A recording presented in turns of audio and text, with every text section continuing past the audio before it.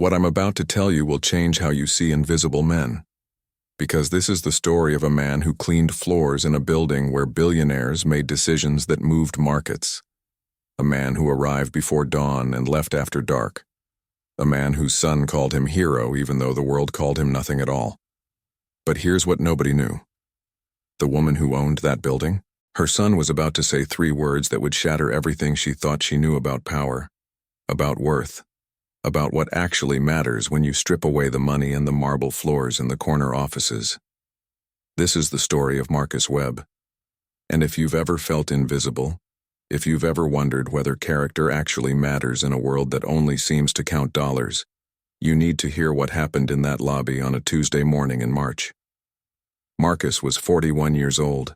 He had the kind of face that years of sacrifice had carved into something solid, strong jawline, eyes that still held kindness despite everything life had thrown at them. At 4:30 every morning, his alarm went off in a 1-bedroom apartment in the Bronx that he shared with his 8-year-old son, Daniel. The boy slept on the bed. Marcus took the couch. That's just how it was. By 5:15, Marcus was on the subway. His janitor's uniform pressed. He always pressed it the night before. His lunch packed in the same worn cooler his ex-wife had bought him 7 years ago, back when she still believed in him.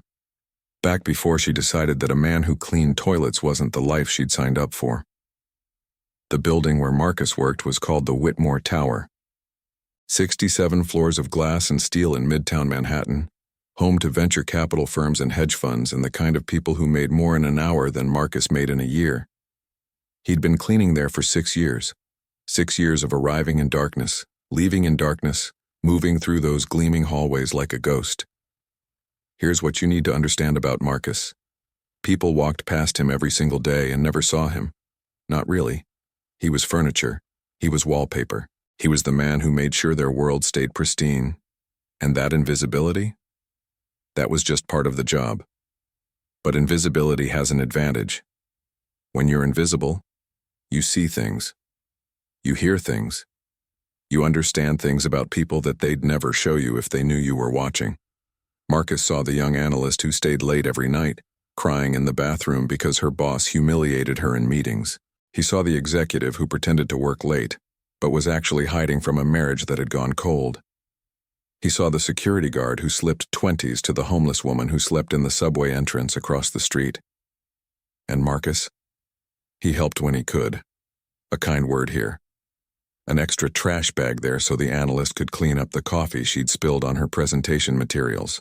He'd stay late without clocking the extra time, making sure the floors were perfect because he took pride in his work even when nobody noticed. His son, Daniel, was everything to him. The boy had his mother's green eyes and Marcus's stubborn chin. Every morning before school, Daniel would ask his father the same question. "Dad, what makes someone rich?" And Marcus would give him the same answer. "Character, son. Character makes you rich. Money just makes you comfortable." The boy didn't fully understand yet. But he would. Let me show you what character looks like when no one's watching. Because that's where this story really begins. It was a Thursday in February, 3 weeks before everything changed. Marcus was cleaning the executive bathroom on the 42nd floor, the one reserved for C-suite executives and their guests. He heard someone come in, heard the kind of crying that comes from somewhere deep and broken. He should have left. That's what the handbook said. Give executives their privacy.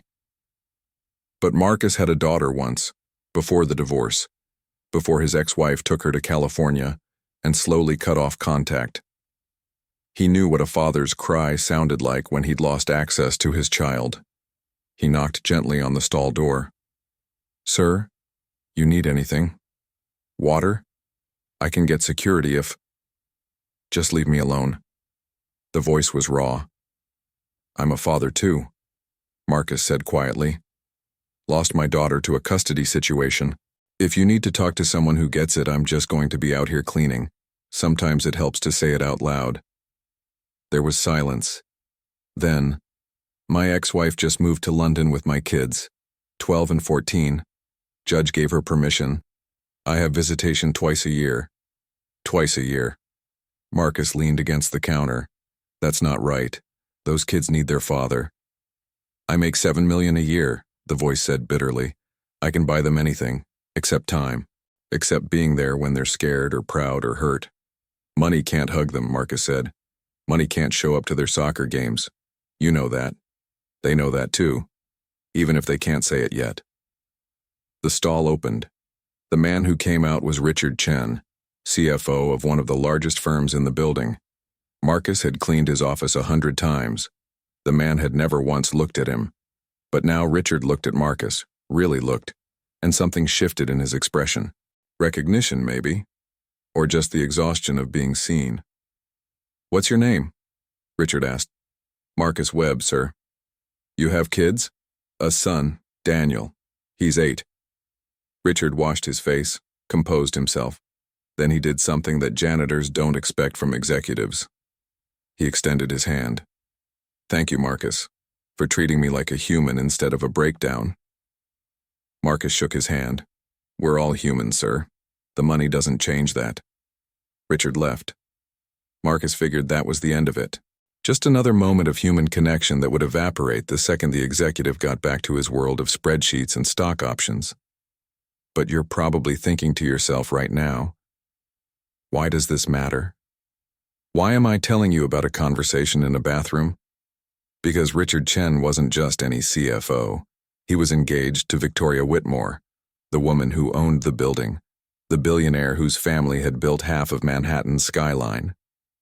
And Richard had just learned something about character from a janitor. Are you watching from the United States? From the UK? From the Philippines? Comment below and tell me your city.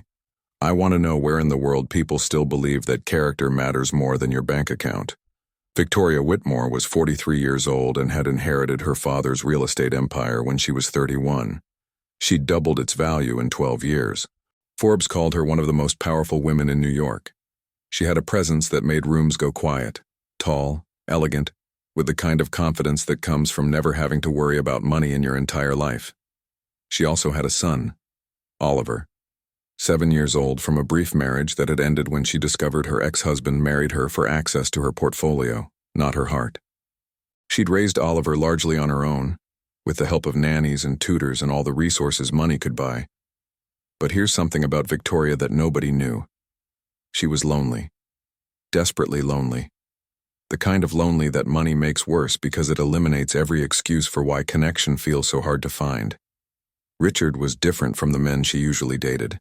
He was accomplished in his own right. Didn't need her money. He was kind to her son. He made her laugh. And after her father died 6 months ago, Richard had been there through the grief in ways that surprised her. She was planning to marry him.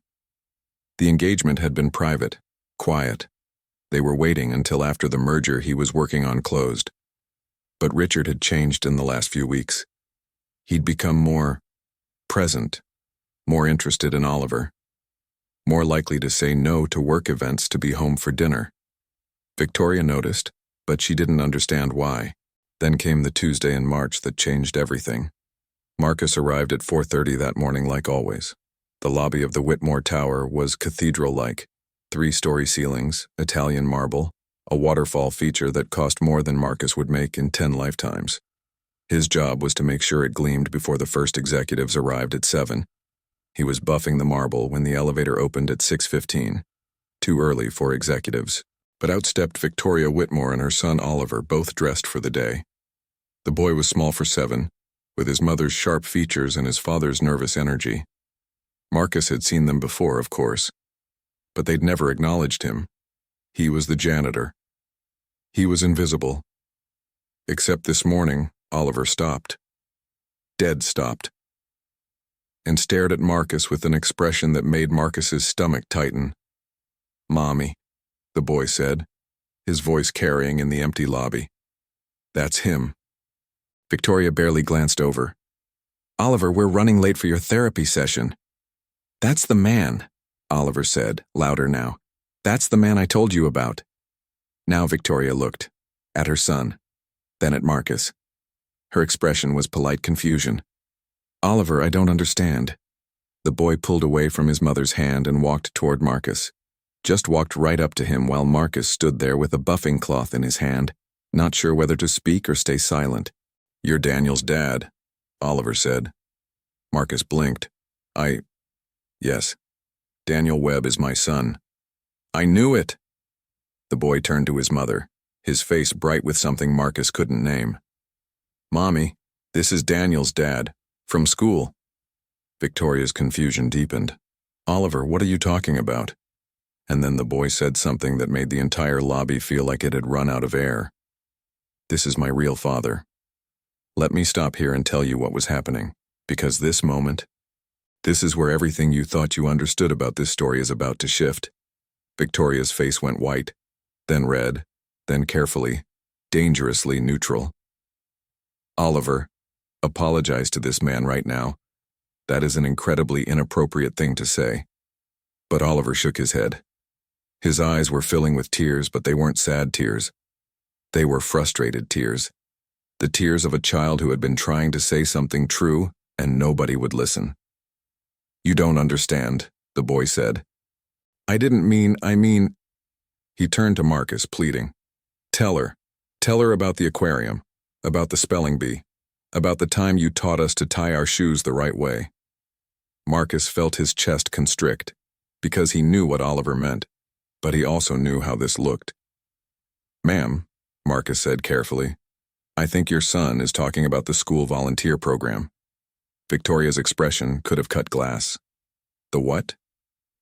This is the moment where most men would have panicked, where most men would have stammered excuses or backed away or tried to minimize what was happening. But Marcus had spent 6 years being invisible, 6 years understanding that sometimes the truth is the only thing that saves you. The PS 142 Father Figure Program, Marcus said evenly. For kids who don't have their dads in the picture. I volunteer on Saturday mornings. Daniel goes. Your son Oliver started coming about 4 months ago. The silence that followed could have swallowed buildings. Victoria's voice, when it came, was arctic. My son has a father. Yes, ma'am, Marcus said. I'm sure he does, but the program is for any kid who wants extra male mentorship. Some kids have dads who travel a lot. Some have dads who are deployed. Some don't have dads at all. The program doesn't judge, it just provides. And you never thought to mention to the parents that you work in their building? I didn't know Oliver's mother worked here, Marcus said honestly. The program keeps family details confidential. I knew Oliver as Oliver, not as Oliver Whitmore. Victoria looked at her son, really looked at him. And what she saw in his face, that desperate hope that she would understand, seemed to crack something in her perfectly composed exterior. We're going to be late, she said, but her voice had lost its edge. I'm sorry if I said it wrong, Oliver whispered. I just meant, he's like a real dad. He shows up every Saturday. He doesn't miss. Even when it's raining, even when other dads cancel. Daniel says his dad has never missed once in 2 years. 2 years. Victoria's hand went to her throat. Mommy, can I keep going? To the Saturdays? And before she could answer, before the moment could resolve, a voice called from the elevator bank. Victoria, there you are. And Oliver. Richard Chen stepped out smiling. Then he saw Marcus, and his smile widened with genuine warmth. Marcus, good morning. Victoria's head snapped toward her fiancé. You know him? Of course, Richard said, walking over to shake Marcus's hand like it was the most natural thing in the world. Marcus and I talk sometimes. He's got good perspective on work-life balance. The look Victoria gave Richard could have frozen the sun. Have you ever done something good that nobody noticed? Have you ever shown up for someone when it would have been easier to stay home? Tell me in the comments. Because I think the world needs more stories about people who show up. The therapy session was canceled. Instead, Victoria, Richard, Oliver, and Marcus all ended up in Victoria's private office on the 67th floor, a space Marcus had cleaned 1,000 times but never actually occupied as a guest. Victoria sat behind her desk. Richard stood by the window. Oliver sat on the leather couch, swinging his legs nervously. Marcus stood by the door, still in his janitor's uniform, feeling absurdly out of place. Explain the program, Victoria said. It wasn't a request. So Marcus explained. 2 years ago, Daniel's teacher had told him about PS 142's Father Figure Initiative, a Saturday morning program where single dads, uncles, grandfathers, or just good men from the community spent 3 hours with kids who needed positive male role models. They did simple things, taught basic skills, played basketball, went to the Natural History Museum, had conversations about homework and friendships and what it meant to be a good person. I started taking Daniel because I wanted him to see that other kids had dads who showed up, Marcus said. I wanted him to know his situation wasn't unique, but then I realized these other kids needed the same thing Daniel needed, just someone to be present. So I became one of the volunteers. You're not certified, Victoria said. You're not a teacher or counselor. No, ma'am. I'm a janitor. But the program does background checks, they train us, and mostly we just listen and show kids that adults can be trustworthy. Richard spoke quietly. How many Saturdays have you missed in 2 years? None, Marcus said. If I'm sick, I send Daniel anyway with my friend Carlos, and I call the kids to let them know I'll be back next week. You don't build trust by disappearing. Oliver's voice was small. He remembered my birthday. He brought cupcakes for everyone, but he got me one with my name on it. Victoria's jaw worked. Your birthday is in November. Yes, Oliver said. I was in Singapore for that conference, Victoria said slowly. Your father was supposed to... She stopped, looked at her ex-husband's visitation schedule in her mind. Your father sent a gift card. Mr. Marcus sang happy birthday, Oliver said. The whole group did, and we played this game where you have to build the tallest tower out of spaghetti and marshmallows, and my team won. He has a picture. He takes pictures every week and sends them to the parents. Victoria's eyes snapped to Marcus. You have pictures of my son? The program coordinator sends them, Marcus said. Through the parent portal, with permission slips signed at enrollment. There should be an email account. Victoria pulled out her phone, typed furiously. Her face changed as she scrolled through what she was finding. An inbox she'd apparently never checked, full of weekly updates from PS 142's volunteer coordinator. Photos of Oliver, smiling, playing, building things, learning to throw a football, standing with a group of kids and several adult volunteers, including Marcus, every Saturday, for 4 months. Why didn't you tell me? Victoria asked her son, and her voice had gone soft. You're always busy, Oliver said, and I thought you'd make me stop if you knew it was for kids without dads because I have a dad. But Daddy's in California and he only calls on Sundays, and sometimes he forgets, and I just wanted... His voice broke. I just wanted someone who showed up. The silence in that office was the kind that changes people. Richard moved to sit next to Oliver, put an arm around the boy. It's okay to want that, he said gently. It's okay to need that. Victoria stood, walked to the window, looked out over the city her family had built. When she spoke, her voice was controlled, but Marcus could hear something raw underneath it. Mr. Webb, you work here, in this building, and you never mention to anyone that you interact with my son every week. No, ma'am. Why not? Because it wasn't about you, Marcus said simply. It was about Oliver. The kids in that program don't care who their parents are during the week. On Saturdays, they're just kids, and I'm just Mr. Marcus. The program works because we keep those worlds separate. But you knew who I was. I learned your name 3 minutes ago, Marcus said. I knew Oliver's mom was someone important because he mentioned your driver once, but he's never in my office. I've never cleaned your private floor. Our paths don't cross. Victoria turned to face him. You volunteer every Saturday. You work here 6 days a week. When do you sleep? Sundays, Marcus said. And it's enough. You do this for free. Yes, ma'am. Why? And this is where Marcus could have said something noble, something about giving back or being a role model or making the world better. But he'd learned that the truth was always stronger than the performance. Because my daughter lives in California, he said quietly. I see her twice a year if her mother allows it. And every time I help another kid, I imagine someone out there is being kind to my Emma. I imagine she has men in her life who show up, who teach her that not all fathers disappear. I do it because I can't be there for her. So I'm here for them." Oliver was crying now. Richard was staring at Marcus like he'd never really seen him before. And Victoria sat down slowly in her chair. "You have a daughter." "Yes, ma'am. She's 11 now.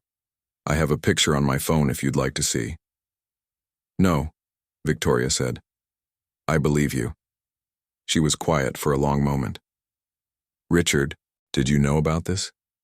About the program?" "No." "About Marcus being a good man?" "Yes." "How?"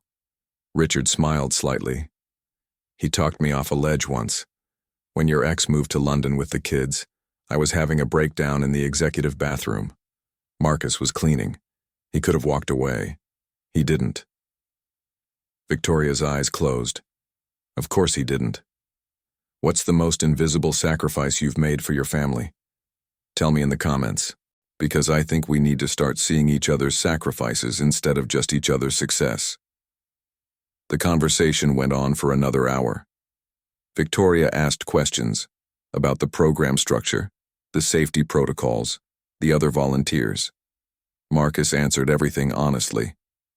What emerged was a picture of a man who worked 60 hours a week at a job that paid barely above minimum wage, who spent his one day off serving kids who weren't his own, who pressed his uniform every night and packed his lunch every morning, and somehow still had the energy to help his son with homework and read him stories before bed. "How old is Daniel?" Victoria asked. 8. "And he goes to the program with you?" "Yes, ma'am. He helps with the younger kids. He's good at it." "I'd like to meet him," Victoria said. Marcus hesitated. "Ma'am, I appreciate that, but Daniel's life is simple. I don't want to complicate it with—" He gestured vaguely at the office, the wealth, the massive gap between their worlds. "I'm not trying to complicate anything," Victoria said. "I'm trying to understand the man my son calls his real father." "He didn't mean—" "I know what he meant," Victoria interrupted. "And he's not wrong. Biology doesn't make you a parent. Showing up does." Richard stood. "Victoria, I need to get to a meeting, but I want to say something first." He looked at Marcus. "I've been coming home for dinner because of something you said. You told me money can't hug my kids. You were right. I've been chasing the wrong things. And my relationship with Victoria's son has changed because you reminded me what matters." He extended his hand. Marcus shook it. "Thank you," Richard said. "I mean that."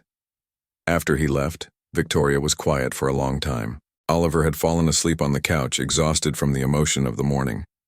"Mr. Webb," Victoria said finally, "I owe you an apology." "You don't?" "Yes, I do. I've walked past you for 6 years. I've never learned your name.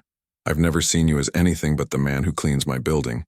And you've been showing up for my son in ways I haven't." "You're his mother," Marcus said. "You provide everything." "Except time," Victoria said. "Except presence. I tell myself I'm building an empire for him. But what he needs is a mother who's actually there." She looked at her sleeping son. "He asked me last month if we could have pancakes on Saturday morning. Just the two of us. And I told him I had a conference call with Tokyo. I chose Tokyo over pancakes." "You're doing your best," Marcus said. "Am I?" She looked at him. "You work more hours than I do. You make a fraction of what I make. And somehow you show up for kids who aren't even yours. What does that say about my choices?" "It says you're human," Marcus said. "And you're learning. That's all any of us can do." Victoria stood, walked to the window again. "What would you do in my position?" "Ma'am, I can't—" "Please," she said. "I'm asking." Marcus thought about it. "I'd ask Oliver what he needs, not what he wants, what he needs. And then I'd figure out how to give him that without sacrificing who you are. Because kids don't need perfect parents. They need present parents. Even if present is just Saturday morning pancakes. You make it sound simple." "It is simple," Marcus said. "It's just not easy." Victoria turned to him. "The program, it meets at PS 142? "Yes, ma'am. 9 to noon, Saturdays. Can I come? Observe? Marcus hesitated. You'd have to ask the coordinator, but yes, parents can observe. Most don't. Why not? Because they're busy, Marcus said. Or they trust the program. Or they don't want to see how much their kids light up around other father figures. The words landed like a slap. But Victoria nodded slowly. I'll be there this Saturday. Ma'am, I need to see it, she said. I need to understand what my son has been finding there that he's not finding at home. If you're a single dad watching this, where are you watching from? What city? What country? Comment below. Because I want you to know you're not alone. And I want you to know that what you're doing matters even when it feels invisible. That Saturday, Victoria Whitmore showed up to PS 142 at 8:50 in the morning. She didn't bring her driver. She didn't bring security. She wore jeans and a simple sweater and stood in the back of the gymnasium with the program coordinator, a 60-year-old former teacher named Mrs. Rodriguez. Ms. Whitmore, Mrs. Rodriguez said warmly. Oliver talks about you all the time. He's very proud of his mom. Victoria's throat tightened. Does he? Oh yes. He tells the other kids about your buildings, about how smart you are. He knows you work hard. But he calls someone else his real father, Victoria said quietly. Mrs. Rodriguez smiled gently. He's 7. He doesn't have the words yet for what he means. What he's saying is that Mr. Marcus makes him feel safe, makes him feel seen. Children Oliver's age don't always get that from their biological parents, even when those parents love them very much. I do love him, Victoria said. I know you do, Mrs. Rodriguez said. But love and presents are different things. Mr. Marcus gives these kids presents. They watched as the volunteers arrived. Carlos, a construction worker. James, a retired firefighter. Miguel, a single dad like Marcus. And Marcus, who walked in with Daniel at his side, both of them carrying bags of art supplies. Oliver saw his mother and froze. Then he ran to her, threw his arms around her waist. You came, he breathed. I came, Victoria said. I wanted to see what you do here. It's the best part of my week, Oliver said. Can you stay? I'll stay, she promised. For the next 3 hours, Victoria watched. She watched Marcus teach a group of boys how to change a tire on a bike. She watched him mediate a dispute between 2 kids with patience and humor. She watched him notice when one quiet boy sat alone. Watched him sit down next to the child and just wait until the boy was ready to talk. She watched her son bloom under Marcus's attention, saw Oliver's confidence grow when Marcus praised his work, saw him laugh at Marcus's terrible jokes, saw him help younger kids the way Marcus helped him, and she watched Daniel, Marcus's son, who moved through the room with quiet competence, helping wherever he was needed. At one point, she heard Daniel explaining something to another child. My dad says you don't help people because they deserve it. You help people because you can. That's what makes you rich inside. Victoria felt something crack open in her chest. At noon, when the program ended, Marcus walked over to where Victoria stood. What did you think? He asked. I think my son was right, Victoria said. You are a real father, maybe not biologically, but in every way that counts. Marcus shook his head. I'm just a volunteer. You're his mother. Don't confuse temporary presence with permanent importance. Is that what you tell yourself? Victoria asked. That what you do here is temporary? It has to be, Marcus said. These kids will grow up. They won't need us anymore. But they'll remember, Victoria said. They'll remember the man who showed up every Saturday, who taught them how to tie their shoes and change a tire and resolve conflicts without violence. They'll remember that someone thought they mattered. She paused. Mr. Webb, can I ask you something personal? Yes, ma'am. Why do you work as a janitor? You're clearly educated. You're intelligent. You could do something that pays better. Marcus smiled slightly. The hours are consistent. I'm done by 3 most days, which means I can pick up Daniel from school. I have health insurance, which I need for his asthma, and it's honest work. My son sees me work hard. He sees me take pride in what I do. That's worth more than a bigger paycheck for a job that would steal my time with him. Your circumstances don't define your character, Victoria said softly. Your choices do. Someone smart must have told you that, Marcus said. I'm telling it to myself, Victoria said. Because I've been making the wrong choices, and my son is paying the price. Before Marcus could respond, Oliver ran up. Mom, did you see? I helped paint the mural. I saw, Victoria said, kneeling down to his level. You were amazing, and I'm sorry. For what? For not being here before, she said. For choosing conference calls over you. For not seeing that what you needed was time, not just things. Oliver hugged her tight. You're here now. I am, she said, and I'm going to keep being here. She looked up at Marcus. Thank you for seeing my son when I wasn't looking. He's a good kid, Marcus said. You did that. I just gave him a place to practice being himself. After they left, Mrs. Rodriguez approached Marcus. That's the first time a Whitmore has ever set foot in this building for anything other than a tax write-off photo op. She loves her son, Marcus said. So do you, Mrs. Rodriguez said gently. All of them.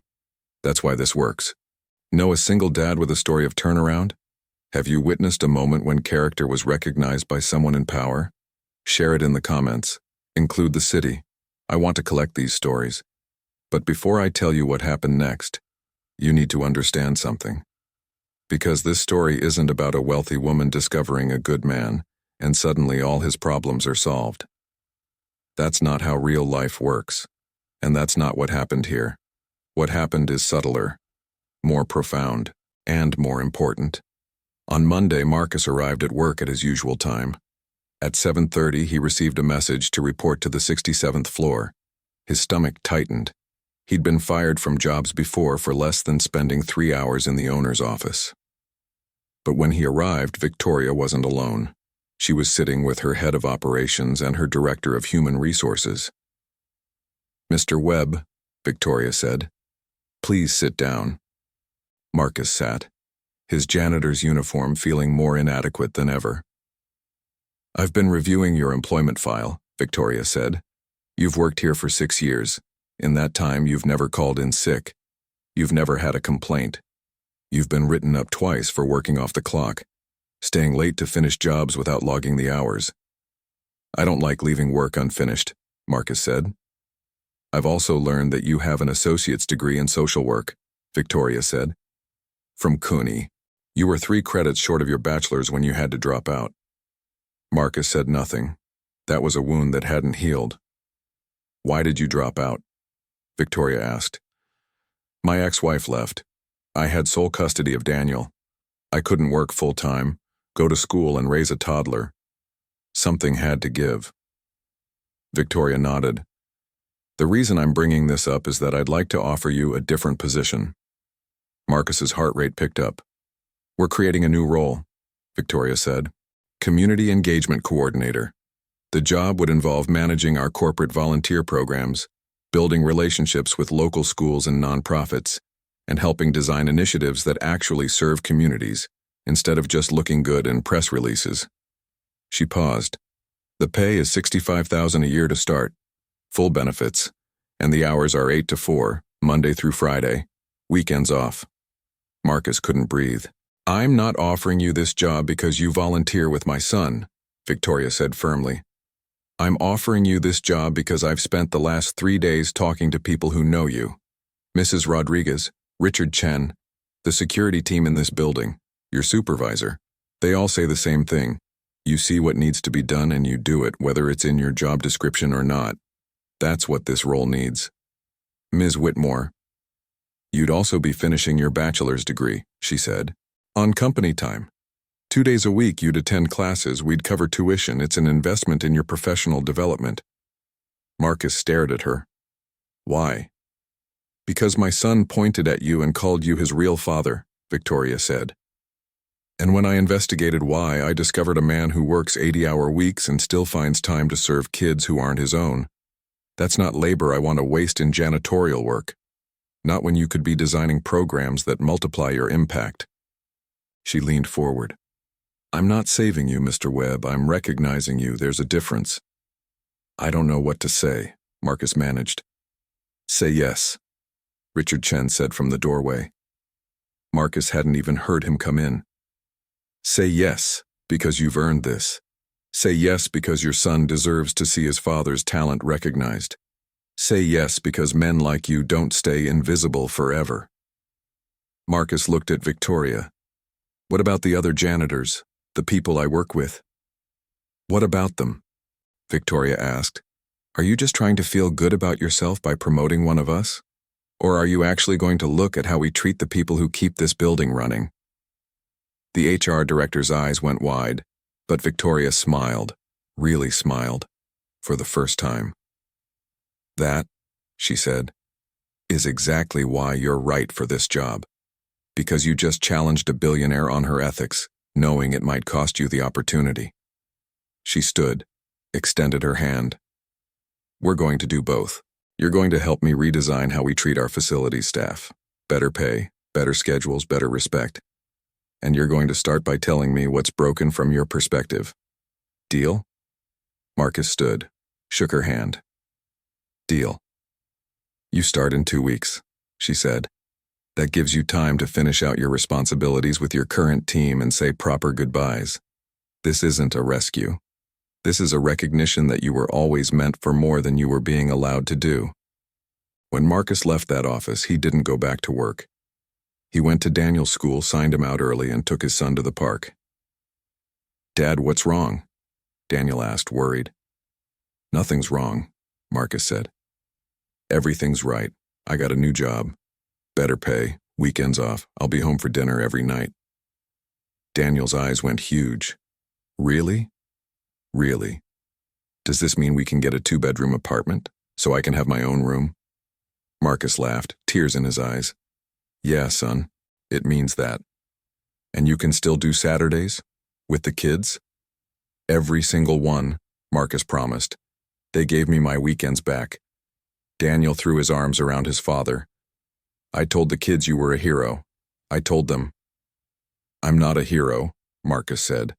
I'm just a dad who does his best. That's the same thing, Daniel said. Have you ever felt like your character mattered more than your circumstances? Comment if you believe that showing up is more important than showing off, because that's what this story is really about. 6 months later, Marcus had launched 3 new community programs through Whitmore Properties. One was a scholarship fund for children of service workers. One was a mentorship program connecting executives with local high school students. And one was an expansion of the Father Figure program to 20 schools across the city. He'd also finished his bachelor's degree. Victoria attended his graduation with Oliver and Richard, who were now married. Daniel was there too, beaming with pride. But here's the part I want you to really hear, because this is where the story reveals its deeper truth. Victoria didn't give Marcus a job to solve his problems. She gave him a job because she recognized that his character had value that was being wasted because no one had bothered to see it. And Marcus didn't change. He was the same man after the promotion that he was before it. He still showed up early. He still stayed late when needed.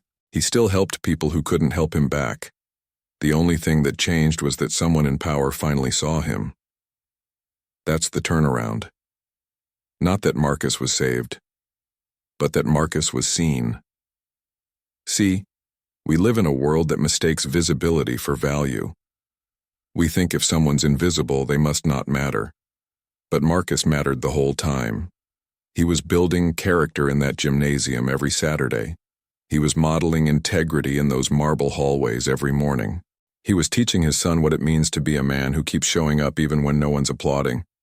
And when someone finally looked, really looked, they saw what had been there all along. Oliver still calls Marcus his real father sometimes. But now he understands what he means by it. He means Marcus is real, present, consistent, the kind of father figure that doesn't require biology to prove love. Victoria learned something too. She scaled back her work. She does pancakes with Oliver every Saturday morning before they both go to the program, because she started volunteering too. She learned that presence is a gift you give yourself as much as your child. And Richard? Richard left the CFO position to start a foundation focused on father engagement programs, because Marcus taught him that time is the only currency that actually matters. But Marcus is still Marcus. He still presses his shirts the night before. He still packs his lunch. He still helps people who can't help him back. The only difference is now he's paid fairly for work that matches his skill. Now his son has his own bedroom. Now he gets to see Emma 3 times a year instead of 2, because he can afford the flights. Small changes, quiet changes, the kind of changes that don't make headlines but remake lives. What if I told you this story isn't unique? What if I told you there are Marcus Webbs in every city, in every building, doing invisible work with excellence and character? What if the only thing separating them from recognition is that no one's really looking? If you're a single dad watching this, I want you to understand something. You may feel invisible. Your ex might have convinced you that you're not enough. Society might treat you like you're disposable. But your children see you, and character has a way of being recognized eventually. Maybe not today, maybe not this year. But integrity is patient. It compounds. And when someone finally looks, really looks, they'll see what was there all along. You're not failing because you work a humble job. You're not less of a man because you're struggling. You're building something in your children that money can't buy. The knowledge that a man's worth isn't measured by his bank account, but by his character. Keep showing up. Keep pressing your shirt. Keep packing your lunch. Keep helping people who can't help you back. Because somewhere, someone is watching. And when they're ready to see, you'll be ready to be seen. This is why I share these stories, not because they're fairy tales, but because they're true at a psychological level. Character does attract grace. Integrity does create opportunities. Good men are recognized eventually.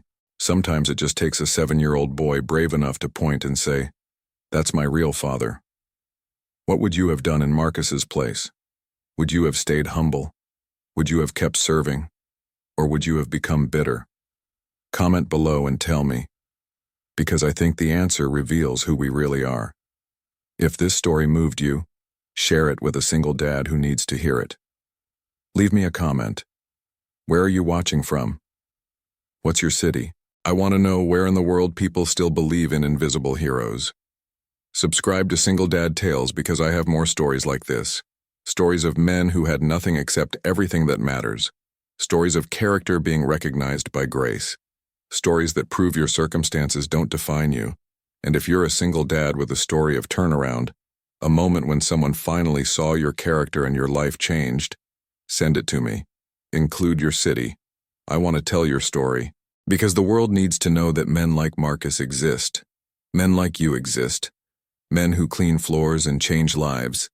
Men who show up even when no one's watching.